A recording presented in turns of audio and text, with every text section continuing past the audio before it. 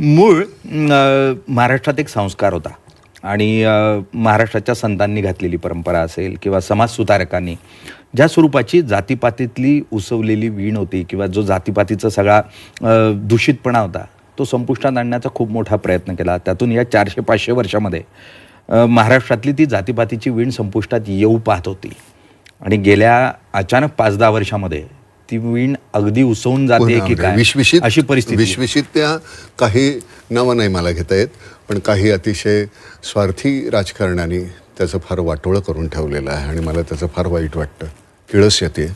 आणि काल मी तुझी जात हे विचारलं. आजपर्यंत तुला माहिती आहे का माझी जात कुठली आहे? मला तुझी नाही माहिती. आपण कधीही कुठलं नाही, तुझ्या कर्तृत्व काय तुझं आहे त्याच्यावर तुझी जात ठरत होती. अगदी खरं. मला कधीही कुणाचीही जात, मला माझा जरा परफॉर्मन्स समजून घ्या, मी अमुक जातीचं असं मी बोललो का तुम्हाला? मला कधीही नाही आवडत. मला माझे सगळेच मित्र आहेत, मुसलमानी आहेत, ब्राह्मणी आहेत, दलिती आहेत, सगळ्या जाती धर्मातल्या आहेत.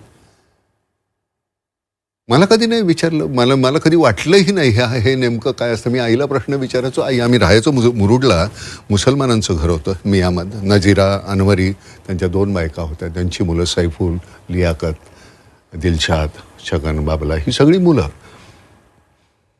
शमा होती त्यांची बहीण नजीराची.